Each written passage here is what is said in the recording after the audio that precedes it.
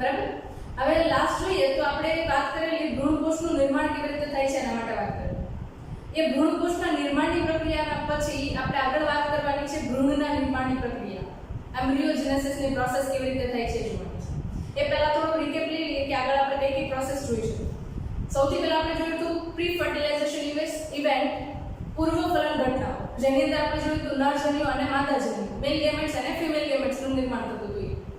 એટલે કે પરાગરજની અંદર નરજન્યુનું નિર્માણ, પોલર ગ્રેઇનમાં મેલ ગેમેટ્સનું નિર્માણ, બરાબર, અને અંડ છે ઓવમ જે છે એની અંદર અંડકોષ એટલે કે એક સેલ છે એનું નિર્માણ, બરાબર, જેને આપણે પ્રી ફર્ટિલાઇઝેશન ઇવેન્ટની અંદર મેગાસ્પોરોજેનેસિસ અને માઇક્રોસ્પોરોજેનેસિસ, માદાજન્યુજનક અને નરજન્યુજનક અવસ્થા છે એ જોઈ લઈએ છીએ, બરાબર. એના પછી બીજું આવે ફર્ટિલાઇઝેશન ઇવેન્ટ, ફલનની પ્રક્રિયા. ફર્ટિલાઇઝેશન ઇવેન્ટ છે એની અંદર આપણે મેઇનલી જોઈએ તો ટાર્ગેટલી બે જોયું હતું, ડબલ ફર્ટિલાઇઝેશન ઇવેન્ટ, બરાબર, બેવડા ફલનની પ્રક્રિયા. બેવડું ફલન કીધું એની પાછળનું કારણ હતું કે બે જગ્યાએ ફલનની પ્રક્રિયા થતી હતી, કારણ કે આપણને ખબર છે મેલ ગેમેટ્સ નરજન્યુઓ બે બનતા હતા, એમાં એક નરજન્યુ છે અંડકોષ એક સેલ છે એની સાથે જોડાતો હતો અને એના વડે ફલિતાંડ બન્યું, બરાબર, આ જે ફલિતાંડ છે એ બને છે. અને બીજો જે નરજન્યુ હતું મેલ ગેમેટ હતું એ પોલર ન્યુક્લિયસ મધ્યસ્થ કોષ કેન્દ્ર હતો એની સાથે જોડાતા હતા. મધ્યસ્થ કોષ કેન્દ્ર બે હતા અને 2n હતા, બરાબર, અને એની સાથે એક n મેલ ગેમેટ નરજન્યુ છે એ જોડે છે, એટલે ત્રણ એક સાથે ફ્યુઝન થાય છે, એટલા માટે એને ટ્રિપલ ફ્યુઝન એવું પણ નામ આપતા. એટલે બે જગ્યાએ ફલનની પ્રક્રિયા થઈ. એક જોયું તમે પોલર ન્યુક્લિયસ હતું એની સાથે, મધ્યસ્થ કોષ કેન્દ્ર હતા એની સાથે, એક તમે જોયું અંડકોષ છે એની સાથે ફલનની પ્રક્રિયા. તો બે જગ્યાએ ફલનની પ્રક્રિયા થઈ એટલા માટે એને શું કીધું આપણે બેવડું ફલન, ડબલ ફર્ટિલાઇઝેશન ઇવેન્ટ, બરાબર. નેક્સ્ટ એના પછી વાત કરીએ તો પશ્ચ ફલન ઘટનાઓ, પોસ્ટ ફર્ટિલાઇઝેશન ઇવેન્ટ્સ. હવે પોસ્ટ ફર્ટિલાઇઝેશન ઇવેન્ટ્સ જે છે એમની અંદર આપણે શું જોઈએ છે તો કે ભ્રૂણનું નિર્માણ, એમ્બ્રિયોજેનેસિસ અને એન્ડોસ્પર્મ ડેવલપમેન્ટ એટલે કે ભ્રૂણકોષનું નિર્માણ, આ આપણે વાત કરવાની છે. તો એમાં આપણે ઓલરેડી ભ્રૂણકોષનું નિર્માણ, એન્ડોસ્પર્મ ડેવલપમેન્ટ છે એ જોઈ ચૂક્યા છે, જેની અંદર આપણે સેલ્યુલર એન્ડોસ્પર્મ, ન્યુક્લિયર એન્ડોસ્પર્મ અને હેલોબિયલ એન્ડોસ્પર્મ એટલે કે કોષીય ભ્રૂણકોષ, કોષ કેન્દ્રીય ભ્રૂણકોષ અને હેલોબિયલ ભ્રૂણકોષ આના વિશે વાત કરી ચૂક્યા છે, બરાબર. ઓલરેડી ચેનલ પર લેક્ચર્સ આ બધા આગળના છે અવેલેબલ છે. તમે નહીં જોયા હોય કે રિવિઝન કરવું હોય તો તમે ચેનલ પર આખું પ્લેલિસ્ટ છે એને પ્લે કરી શકો છો, બરાબર. નેક્સ્ટ એના પછી વાત કરીએ તો ભ્રૂણના નિર્માણ પહેલા હંમેશા ભ્રૂણકોષનું નિર્માણ થાય છે. કારણ શું છે, રીઝન શું છે? કારણ કે જે વિકાસ પામતો ભ્રૂણ છે, ભ્રૂણ શામાંથી વિકાસ પામે તો કે ઝાયગોટ છે, ફલિતાંડ છે, એની અંદરથી ભ્રૂણનું નિર્માણ થાય છે. તો ભ્રૂણને નિર્માણ થવા માટે એના નિર્માણની પ્રક્રિયા માટે આપણે અહીંયા આગળ પોષણની જરૂરિયાત પડે, ન્યુટ્રિશન રિક્વાયરમેન્ટ. તો એ જરૂરિયાત છે ક્યાંથી પૂરી થાય છે તો કે સૌથી પહેલા ભ્રૂણકોષનો વિકાસ થાય, એના જ પછી ફલિતાંડ છે એમાંથી ભ્રૂણનો વિકાસ થાય છે. આ એક પ્રકારે જુઓ તો વનસ્પતિ છે એનું અનુકૂલન છે કે ભ્રૂણકોષ વિકાસ થઈ જાય તો એની અંદરથી પોષણ મેળવીને ભ્રૂણ જે છે આગળ ઉપર વિકાસ પામશે, બરાબર. આ એક પ્રકારનું વનસ્પતિનું અનુકૂલન છે. ઓકે, હવે સામાન્ય રીતે આપણે ભ્રૂણજનનની પ્રક્રિયા જોઈએ છે ને ત્યારે લાક્ષણિક દ્વિદળી વનસ્પતિની અંદર જોઈએ છે, ટિપિકલ ડાયકોટ પ્લાન્ટની અંદર આપણે જોઈએ છે. તો એ લાક્ષણિક દ્વિદળી વનસ્પતિ તરીકે કોણ હોય છે તો કે કેપ્સુલા જે છે એને આપણે લાક્ષણિક દ્વિદળી વનસ્પતિ કહીએ છીએ કે જેની અંદર આપણે ભ્રૂણજનનની પ્રક્રિયા જોવાની છે, બરાબર. ઓકે, વધારે ટાઈમ નહીં લઈએ, ડાયરેક્ટ હવે ટોપિક ઉપર જઈએ, કારણ કે પહેલાનો ટોપિક છે એ આપણને યાદ હોય તો એને રિલેટેડ આપણે ભ્રૂણજનનની પ્રક્રિયા છે એના પર આગળ જઈ શકીએ, પણ એ પહેલા રિવિઝન કરવું જરૂરી, બરાબર. હવે આપણે જોઈએ તો અંડકની સંરચના યાદ કરી લઈએ થોડી. નીચેની તરફ તમે જુઓ તો અંડક આવરણ છે, બરાબર. અંડકને આવૃત કરતા હોય અથવા તો હું એવું કહું કે ભ્રૂણપુટ છે એમને આવૃત કરતા હોય, એમ્બ્રિયોસાઇટ જે છે એમને આવૃત કરતા હોય એવા જે કોઈ પણ આવરણ આવેલા છે એને આપણે કહેતા હતા ઇન્ટેગ્યુમેન્ટ, ઇનર ઇન્ટેગ્યુમેન્ટ એન્ડ આઉટર ઇન્ટેગ્યુમેન્ટ એટલે કે બાહ્ય અંડક આવરણ અને અંતઃ અંડક આવરણ. એમની અંદર તમને ન્યુસેલસ એટલે કે પ્રદેહનો વિસ્તાર જોવા મળે, બરાબર. અને એની અંદર તમે જુઓ તો તમને જોવા મળે છે એમ્બ્રિયોસાઇટ, ભ્રૂણપુટ, બરાબર. એ ભ્રૂણપુટ જે છે એની અંદર એક્ચ્યુઅલીમાં તમને ભ્રૂણકોષના નિર્માણની પ્રક્રિયા અને ફલિતાંડમાંથી ભ્રૂણના નિર્માણની પ્રક્રિયા છે એ થતી જોવા મળે છે. હવે અહીંયા આગળ એન્ડોસ્પર્મ ભ્રૂણકોષ છે એનું નિર્માણ ઓલરેડી થઈ ગયું છે. હવે આપણે કોનું નિર્માણ કરવાનું છે? ફલિતાંડ. સૌથી પહેલા યાદ કરી લઈએ કે ફલિતાંડની પોઝિશન ક્યાં હોય તો કે માઇક્રોપાઇલર રિજન, અંડક છિદ્રીય ધ્રુવ છે ત્યાં આગળ તમને એની પોઝિશન જોવા મળે. અંડક છિદ્ર કોને કહેતા હતા તો કે જે જગ્યાએ અંડક આવરણ એબ્સેન્ટ હોય, ઇન્ટેગ્યુમેન્ટ લેયર છે એ ગેરહાજર હોય એ જગ્યાએ તમને જે આવરણ નથી એ ખાલી જગ્યા જોવા મળે છે એને શું કહીએ છીએ આપણે? અંડક છિદ્ર કહીએ છીએ. એ બાજુનો જે વિસ્તાર હોય એને આપણે અંડક છિદ્રીય ધ્રુવ કહેતા હતા. અને એને ઓપોઝિટનો વિસ્તાર જે છે એને શું કહીએ છીએ? અંડક તલીય ધ્રુવ, ચલાચલ પોલ. આ બધું શું કામ ડિસ્કસ કરીએ છીએ? તો કે આ બધું જે છે એ અત્યારે યાદ કરવું જરૂરી છે, કારણ કે આને લઈને તમને કોમ્પિટિટિવ એક્ઝામની અંદર ક્વેશ્ચન્સ પૂછાતા હોય છે. બરાબર? એટલે ખાસ આ બધી જ પ્રક્રિયાઓ છે એને યાદ રાખવાની ટ્રાય કરવાની છે, અને બધા જે પોઝિશન છે એને પણ યાદ રાખવાની ટ્રાય કરવાની છે. બરાબર? ઓકે, ખાસ વાત કરીએ ફલિતાંડ જે છે તમને માઇક્રોપાયલરી રિજિયન અંડક છિદ્રીય ધ્રુવ છે એ તરફ ગોઠવાયેલો જોવા મળે છે. હવે જોઈએ કે ફલિતાંડમાં કોષ વિભાજનની પ્રક્રિયા કેવી રીતે થાય છે, કેવી રીતે આપણી પ્રક્રિયા છે એ કેવી રીતે અંડકોષ છે એની અંદર એક સેલ છે એની અંદર ચાલુ થાય છે. બરાબર? Let's start. First of all આપણે જોઈએ કે અંડકોષ જે છે એ આપણને ફલિતાંડ સ્વરૂપે જોવા મળશે જ્યારે ફલનની પ્રક્રિયા થઈ જશે ત્યારે. અને લોકેટેડ હશે ક્યાં? તો કે અંડક છિદ્રીય ધ્રુવ છે ત્યાં. હવે સૌથી પહેલા એના વિભાજનની પ્રક્રિયા થાય છે જે તમને જોવા મળે છે અહીંયા આપણું વિભાજન એ અસમ પ્રકારનું વિભાજન છે. એને હું કહીશ અસમ વિભાજન.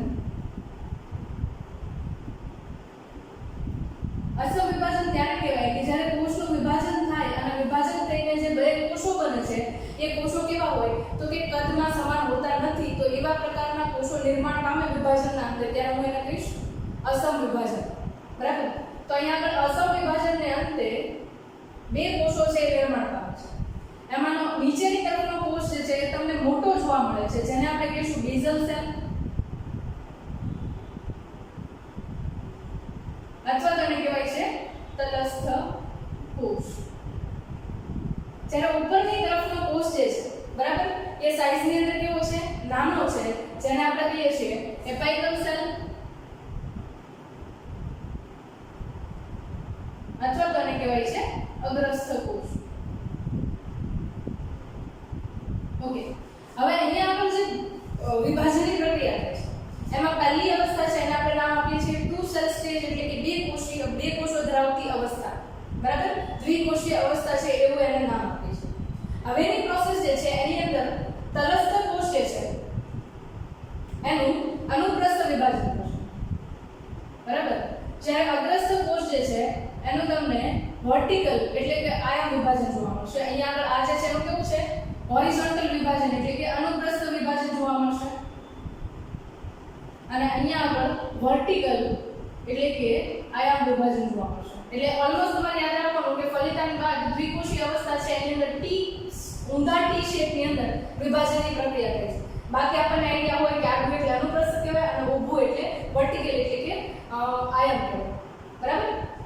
એના પછી જે અવસ્થા છે એની અંદર તમે જુઓ કે આનું આયામ વિભાજન થાય એટલે બે કોષો બનશે, અને આનું અનુપ્રસ્થ વિભાજન થાય એટલે બે કોષો બનશે. એટલે ટોટલ 4 કોષીય અવસ્થા થાય. તો એ 4 કોષીય અવસ્થા છે ફોસ્ટિલ સ્ટેજ છે, એને આપણે નામ આપીએ છીએ પ્રો એમ્બ્રિયો, પૂર્વ ભ્રૂણ. આ ખાસ યાદ રાખજો અવસ્થાના નામ. બરાબર? એને આપણે શું નામ આપીએ છીએ? પ્રો એમ્બ્રિયો, પૂર્વ ભ્રૂણ અવસ્થા એવું નામ આપવામાં આવે છે. હવે એની અંદર ખાસિયત જોઈએ ખાસ તો નીચેની તરફના બે કોષો છે એને શું કહેશું આપણે? બેઝલ કોષો, તલસ્થ કોષો, અને ઉપરની તરફના બે કોષો છે એમને નામ આપશું આપણે એપાઇકલ સેલ્સ એટલે કે અગ્રસ્થ કોષો. હવે અહીંયા આગળ તલસ્થ કોષ જે છે, બે તલસ્થ કોષ છે, એક નીચેની તરફનો કે જે એક્ઝેક્ટલી માઇક્રોપાયલર પોલ છે ત્યાં આગળ અંડક છિદ્રીય ધ્રુવ છે ત્યાં આગળ લોકેટેડ હશે. હવે એક કોષ જે છે વિભાજન પામવાની ક્ષમતા ગુમાવે છે, સેલ ડિવિઝન આમાં નહીં થાય, કોષ વિભાજન થતું નથી. અને થોડા ઘણા પ્રમાણની અંદર એ સાઈઝમાં પણ મોટો થાય છે. જે તમને આમના લોકેટેડ દેખાય છે એ જે કોષ છે એટલે કે તલસ્થ કોષમાંનો અંડક છિદ્રીય ધ્રુવ તરફ રહેલો કોષ છે હવે વિભાજન પામતો નથી. આ ખાસ યાદ રાખો. બરાબર? એના સિવાયનો બાકી રહેતો છે તલસ્થ કોષ છે એ વારંવાર વિભાજન પામે છે. લગભગ ગણો તો તમે એ 20 થી 25 વખત એક ધાર વિભાજન પામે છે. સેલ ડિવિઝન એનું કેટલું થાય છે? તો કે 20 to 25 ટાઈમ્સ એનું સેલ ડિવિઝન થાય છે. અને એ જે બનાવે છે એ આખી સંરચના છે એને આપણે કહીએ છીએ નિલંબની સંરચના. બરાબર? ઇંગ્લિશમાં એને કહેવાય છે સસ્પેન્શન. હવે અહીંયા આપણે જે સસ્પેન્શન નિર્માણ પામેલું કાર્ય શું છે? શું કામ એ સસ્પેન્શનનું નિર્માણ કરે છે? તો એક વસ્તુ તમે માર્ક કરી હોય તો ભ્રૂણપુટ છે એની અંદર તમે જુઓ તો પ્રદેહનો ભ્રૂણપુટ છે, એમ્બ્રિયો સાઇટ જે છે એની અંદર તમે જુઓ તો પુષ્કળ પ્રમાણમાં ભ્રૂણકોષ એન્ડોસ્પર્મ બની હોય છે. એટલે જેવી નિલંબની સંરચના બનશે એટલે અહીંયા આગળ આ જે વચ્ચેની બાજુએ એમ્બ્રિયો બનવાનો છે એ સતત નિલંબના કારણે મધ્યસ્થ ભાગ છે ત્યાં આગળ ધકેલી જાય છે, ત્યાં આગળ દાખલ થાય છે, જેના કારણે આજુબાજુનો એરિયા છે એની અંદરથી પુષ્કળ પ્રમાણમાં એને પોષણ મળી રહે, ભ્રૂણકોષ હાજર છે ત્યાં, બરાબર. એટલા માટે નિલંબ જે છે એમની સંરચના તમને થતી જોવા મળે છે. જે એમ્બ્રિયો છે, ગર્ભ જે છે એને સતત પોષણ મળી રહે એટલે, બરાબર. નેક્સ્ટ આગળ વાત કરીએ તો અહીંયા પર તમે જુઓ તો નિલંબનો જે કોષ છે એની અંદર પછી ઉપરની તરફ જુઓ તો નિલંબ સાથે હવે સૌથી લાંબી સંરચના અહીંયા નિલંબ દેખાય છે તમને 20 થી 25 કોષોની સંરચના, બરાબર. એની અંદર તમે જે અગ્રસ્થ કોષ છે એના 4 કોષો જુઓ છો. અહીંયા આગળ તમે જોયું કે અગ્રસ્થ કોષો છે એમના 2 કોષો હતા. નિલંબની સંરચના થાય એની સાથે સાથે આ 2 કોષો જે છે એમનું પણ વિભાજન થાય છે. 2 માંથી કેટલા 4 કોષો બની જાય છે, બરાબર. 2 માંથી એ 4 કોષો બની જાય છે. હવે નિલંબના જે કોષો છે, આ જે નિલંબના કોષો છે અને ઉપરની તરફ તમને જે જોવા મળે છે કયા છે તો કે અગ્રસ્થ કોષો, એપાઇકલ સેલ્સ લખી દઈએ, કન્ફ્યુઝન ન થાય. અગ્રસ્થ કોષો, અપાઇકલ સેલ્સ. અગ્રસ્થ કોષો જે છે એ હવે વિભાજન પામવાનું ચાલુ કરે છે. 2 કોષો હતા એનું સાથે વિભાજન થશે એટલે કાટકોણે વિભાજન થશે એટલે પાછા 2 માંથી 4 કોષો બન્યા. હવે 4 કોષો છે અહીંયા આગળ પહેલા હાજર હતા એની અંદર વિભાજન થાય છે. આ કોષનું વિભાજન થશે એટલે એની બાજુમાં નવો કોષ આવશે, આનું વિભાજન થઈ આની બાજુમાં, એવી રીતે 4 કોષો જે છે અહીંયા આગળ નવા નિર્માણ પામ્યા. પહેલા જે 4 હતા એના, બરાબર. એટલે એ 4 અહીંયા આગળ હાજર હતા અને એના પછી બીજા 4 આવ્યા એટલે પહેલું તમને આ અષ્ટક દેખાય છે, 8 કોષીય અવસ્થા દેખાય છે, બરાબર. કઈ અવસ્થા છે? 8 કોષીય અવસ્થા કે જેમાં તમને અગ્રસ્થ કોષો છે, અપાઇકલ સેલ્સ છે એના નંબર 8 દેખાય છે. એના પછી તો કે એના પછી તમે જુઓ તો 8 કોષો છે ફરીથી વિભાજન પામે છે એટલે નીચેની તરફ અહીંયા આગળ આ કોષો વિભાજન પામીને જમા થયા, બરાબર. એટલે એને એના દ્વારા 8 કોષો બનાવ્યા અને ઉપરની તરફ નવા 8 સેલ જે છે એ ઉપરની તરફ છે એમના વડે નિર્માણ પામ્યા. એટલે તમે જુઓ તો ટોટલ 2 અષ્ટક બન્યા. અષ્ટકને આપણે કહીશું ઓક્ટેન્ટ, ઇંગ્લિશમાં શું કહેવાય એને? ઓક્ટેન્ટ કહેવાય, બરાબર. તો એક જે છે ઉપરની તરફ ઓક્ટેન્ટ બન્યું અને એક નીચેની તરફ ઓક્ટેન્ટ બન્યું. એક્ઝેક્ટલી તમે આ રિજનની અંદર લોકેટેડ કરવાની તો ટ્રાય કરો તો એક ઉપરની તરફ ઓક્ટેન્ટ બન્યું અને એક નીચેની તરફ ઓક્ટેન્ટ બન્યું. હવે નીચેની તરફ છે તો એ તમને કયા રિજન તરફ દેખાય છે તો કે માઇક્રોપાઇલર રિજન તરફ દેખાય છે, અંડક છિદ્રીય ધ્રુવ છે એ તરફ દેખાય છે. અને ઉપરની તરફનું જે ઓક્ટેન્ટ છે એ તમને ક્યાં દેખાય છે તો કે જલાજલ પોલ છે, અંડક તલીય ધ્રુવ છે ત્યાં આગળ દેખાય છે. તો એના જ આધારે આપણે ઓક્ટેન્ટ જે છે, અષ્ટક જે છે એના 2 નામ આપીશું, બરાબર. જે ઉપરની તરફનું જે અષ્ટક છે એને કહેવાય છે એપિકલ ઓક્ટેન્ટ અથવા તેને કહેવાય છે અગ્રસ્થ અષ્ટક, અગ્રસ્થ અષ્ટક અથવા તેને કહેવાય છે અંડક તલીય અષ્ટક,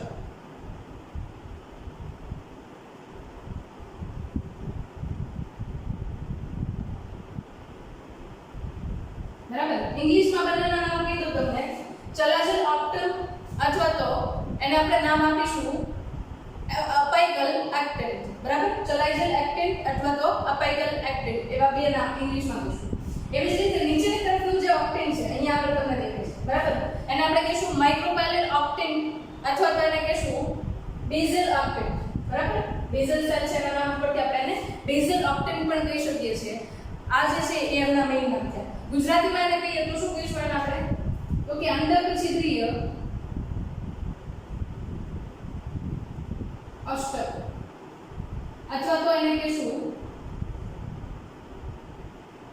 તલસ્થ અષ્ટક, બરાબર. આવી રીતે 2 અષ્ટકનું નિર્માણ થાય છે. અને એની સાથે સાથે એક વસ્તુ હજી એક હાઇલાઇટ કરી દઉં. અહીંયા આગળ જે તમને દેખાય છે કોષ કે જે અગ્રસ્થ કોષો જે છે એમના અષ્ટકના કોન્ટેક્ટમાં છે અને નિલંબનો સૌથી ઉપરનો કોષ એને આપણે નામ આપશું અધોવર્ધક કોષ, અધોવર્ધક કોષ, હાઇપોફાઇસિયલ સેલ.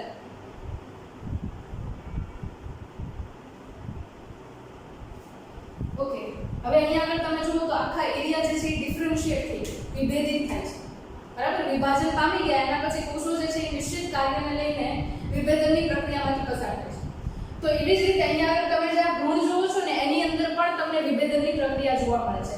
ખાસ અહીંયા ધ્યાન આપજો કે આ ક્વેશ્ચન છે મોસ્ટ ટાઈમલી છે, ઘણી બધી વાર કોમ્પિટિટિવ એક્ઝામની અંદર પૂછાતા હોય છે કે કયા ભાગમાંથી કયા ભાગ છે નિર્માણ પામે છે, બરાબર.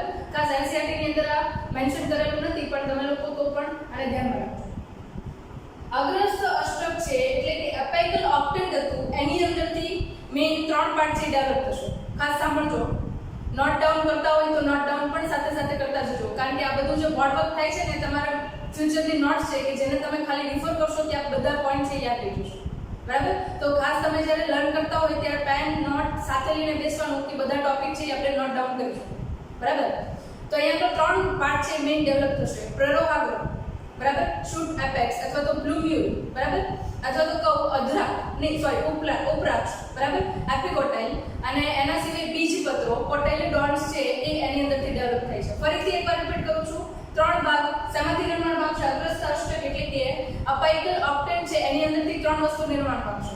એક કહીએ છીએ આપણે ઉપરાક્ષ, બરાબર, એટલે કે એને કહીએ છીએ એપિકોટાઇલ. બીજું જે છે એને નામ આપીએ છીએ આપણે પ્લુમ્યુલ એટલે કે પ્રરોહાગ્ર, અને ત્રીજું જે છે એ બીજપત્રો એટલે કે કોટાઇલોડોન્ટ્સ. આ 3 વસ્તુ જે છે એ તમને અગ્રસ્ત અષ્ટક છે, અંડકતલીય અષ્ટક છે અથવા તો અપાઇકલ ઓક્ટેન છે એની અંદરથી નિર્માણ પામતું જોવા મળે છે, બરાબર? લખું છું અહીંયા આગળ, છતાં પણ તમે તમારી નોટમાં નોટ ડાઉન કરજો, બરાબર? પ્રરોહાગ્ર એટલે કે પ્લુમ્યુલ, એના પછી બીજું આવશે ઉપરાક્ષ એટલે એને આપણે નામ આપશું એપિકોટાઇલ, અને એના સિવાય આવશે કોટાઇલોડોન્ટ્સ એટલે કે બીજપત્રો, બરાબર? આટલી વસ્તુ જે છે એની અંદરથી નિર્માણ પામે કે નીચેની બાજુએ જે અંડકછિદ્રીય અષ્ટક છે એટલે કે તલસ્ટ અષ્ટક છે, બેઝલ ઓક્ટેન છે એની અંદરથી શું નિર્માણ પામે છે? એની અંદરથી મુખ્યત્વે 2 વસ્તુ આવશે, હાઇપોકોટાઇલ એટલે કે અધરાક્ષ, અને એની સાથે આવશે એની સાથે નિર્માણ પામશે હશે ભ્રૂણ મૂળ છે એનો કેન્દ્રસ્થ પ્રદેશ, રેડિકલનો સેન્ટ્રલ પાર્ટ જે છે એ આમાંથી નિર્માણ પામશે, બરાબર? લખી લઈએ, સાથે સાથે નોટ ડાઉન કરી લઈએ. અહીંયા આગળ શું આવશે તો કે અંડકછિદ્રીય અષ્ટક છે એમાંથી હાઇપોકોટાઇલ એટલે એને કહેશું આપણે અધરાક્ષ, અને એની સિવાય બીજો પાર્ટ છે તે હતો કે રેડિકલ છે સેન્ટ્રલ એટલે કે ભ્રૂણ મૂળનો કેન્દ્ર પ્રદેશ, એ એની અંદરથી નિર્માણ પામશે. એના પછી જોઈએ તો અધોવર્ધક કોષ છે એની અંદરથી પણ ખાસ વસ્તુઓ નિર્માણ પામે છે, એટલા માટે મેં તમને અધોવર્ધક કોષ છે હાઇપોફાઇસલ સેલ છે એને હાઇલાઇટ કરીને આપ્યું છે, બરાબર?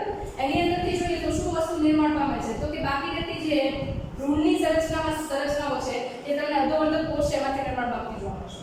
આપણે જોયું કે રેડિકલ છે એનું સેન્ટર તલસ્થ અષ્ટક છે એમાંથી બને છે, તો રેડિકલ છે એનું પેરિફેરી એટલે કે પરિઘ વિસ્તાર જે છે મૂળનો, બરાબર, એ અધોવર્ધક કોષમાંથી બનશે. મૂળનો પરિઘ વિસ્તાર, બરાબર, અને પેરિફેરી ઓફ રેડિકલ, બરાબર? એની સાથે બીજું કહીએ તો અહીંયા આગળ બાકી રહે છે રૂટ ટિપ અથવા સોરી રૂટ કેપ એટલે કે મૂળ ટોપ જે છે એનું નિર્માણ આપણને અધોવર્ધક કોષ છે એની અંદરથી જોવા મળશે, બરાબર? તો મેઇન રિજિયન્સ થઈ ગયા એટલે કે હવે ભ્રૂણ જે છે એમ્બ્રિયો જે છે એમની અંદર સેલ ડિફરન્શિએશનની પ્રોસેસ, કોષ વિભેદનની પ્રક્રિયા થાય છે, નિશ્ચિત કાર્યને લઈને વિભેદનની પ્રક્રિયા જોવા મળે છે. અને એ નિશ્ચિત કાર્ય જે છે એ હવે પછી આપણને ખબર છે કે પ્રરોહાગ્ર હોય તેમાંથી પર્ણના નિર્માણની પ્રક્રિયા થાય, બરાબર? મૂળ જે છે રેડિકલ છે એમાંથી મૂળના નિર્માણની પ્રક્રિયા થાય, તો એવી રીતે કોષ જે છે એ નિશ્ચિત કાર્ય કરવા માટે વિભેદિત થઈ ગઈ છે, બરાબર?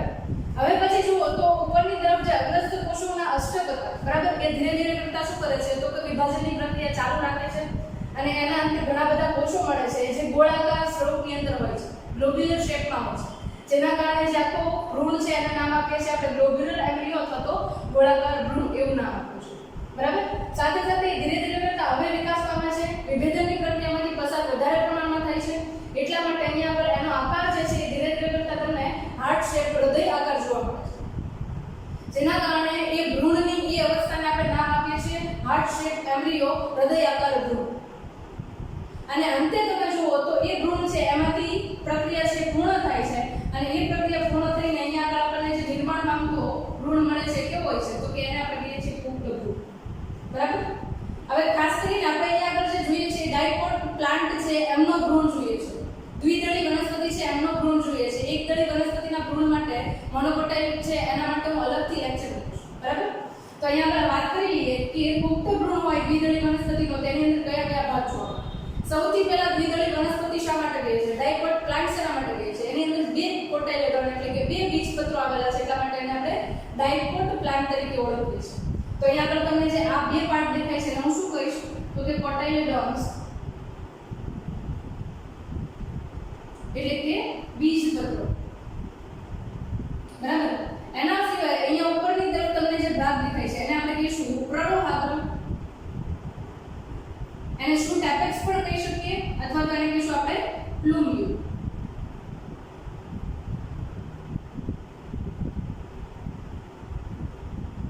બરાબર. એના સિવાય અહીંયા આગળ તમને જે ભાગ દેખાય છે એને આપણે નામ આપશું ઉપરાક્ષ, જેને આપણે કહીએ છીએ એપિકોટાઇલ. એના સિવાય આ જે છે એને આપણે નામ આપશું અધરાક્ષ, હાઇપોકોટાઇલ. બરાબર. આના ઉપરાંત અહીંયા આગળ જે સંરચના આવશે એને કહીશું આપણે ભ્રૂણમૂળ એટલે કે રેડિકલ. અને અહીંયા આગળ છેલ્લે લાસ્ટમાં જે છે એને કહીશું આપણે રૂટ કેપ, મૂળ ટોપ. બરાબર. આખી સંરચના છે એ તમને પુખ્ત ભ્રૂણની અંદર જોવા મળશે. ખાસ આ સંરચનાઓ છે એમને બધી યાદ રાખીશું આપણે. ઓકે, વાત કરીએ કોટાઇલેડોન છે બીજપત્રો છે એનું મુખ્ય કાર્ય શું છે? તો કે બીજપત્રો જે છે એ આપણને મુખ્યત્વે ખોરાકનો સંગ્રહ કરતા જોવા મળે છે. જ્યારે બીજના અંકુરણની પ્રક્રિયા થાય છે, જર્મિનેશનની પ્રોસેસ થાય છે, તો એ પ્રોસેસ દરમિયાન જે કોઈ પણ ફૂડ રિક્વાયરમેન્ટ છે એ બીજપત્રની અંદર સંગ્રહ પામેલો ખોરાક છે એના મદદથી મળશે. પ્રરોહાગ્ર જે છે એ આપણે કહીએ ને ઉપરની બાજુ શૂટ એટલે કે પ્રકાંડ જે છે એમનો આગળનો ભાગ છે એ પ્રરોહાગ્ર તરીકે ઓળખાશે. બરાબર. સૌથી પહેલા જે બહાર નીકળશે, બરાબર, એ. એના પછી ઉપરાક્ષ જે છે એ પ્રકાંડના વિકાસની અંદર શૂટ જે છે એના ડેવલપમેન્ટની અંદર પાર્ટિસિપેટ કરશે. અધરાક્ષ જે છે એ પણ શૂટના ડેવલપમેન્ટમાં પાર્ટિસિપેટ કરશે. રેડિકલ છે ભ્રૂણમૂળ છે એમાંથી ભવિષ્યમાં રૂટ સિસ્ટમ મૂળ તંત્ર છે એનો વિકાસ થશે. અને રૂટ કેપ જે છે એ મૂળ ટોપની રૂટ જે છે મૂળ છે એમની આગળની તરફ આવેલો છે જે એમને રક્ષણ આપવાનું કામ કરશે. કોને? તો કે આગળની બાજુએ એકદમ નાજુક એવી પેશી હોય જે વર્ધનશીલ પેશી કહીએ. બરાબર. એ વર્ધનશીલ પેશી ત્યાં આગળ આવેલી હોય જે જમીનની અંદર આગળની તરફ વધતી હોય. બરાબર. તે વર્ધનશીલ પેશીના કોષો જે છે એમને રક્ષણ આપવા માટે અહીંયા આગળ રૂટ કેપ એટલે કે મૂળ ટોપ આવેલી હોય છે. બરાબર. તો આ જે છે એ આખી પ્રોસેસ છે કે જેના વડે તમને દ્વિદળી વનસ્પતિનો ગર્ભ ભ્રૂણ જે છે એનો વિકાસ કેવી રીતે થાય છે અને અંતે પુખ્ત ભ્રૂણ છે કેવી રીતે બને છે એ ખબર પડે છે. બરાબર. એક્ઝેક્ટલી તમારે જો આ સંરચના જોવી હોય તો તમે કેવી રીતે જોઈ શકો? તો ઘરે વટાણા છે કે વાલ છે, બરાબર, એના બીજ છે એમને તમે પલાળો એટલે એની અંદરથી તમે દ્વિદળી વનસ્પતિ છે ડાયકોટ પ્લાન્ટ છે એટલે તમે એને ખોલશો, પલી જાય પછી તો એની વચ્ચેની તરફ તમને ભ્રૂણ ધરી મળશે. બરાબર. એમ્બ્રિયો એક્સિસ મળશે.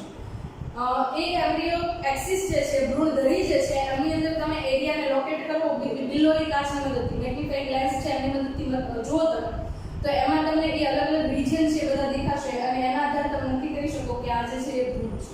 બરાબર. મારા તરફથી મેં ટ્રાય કરી છે દ્વિદળી વનસ્પતિનો ભ્રૂણ વિકાસ કેવી રીતે થાય છે અને એના કયા કયા સ્ટેજીસ આવે છે. બરાબર. તમને લોકોને છતાં પણ કોઈ પણ ડાઉટ હોય તો તમે કમેન્ટ બોક્સની અંદર કમેન્ટ કરી શકો.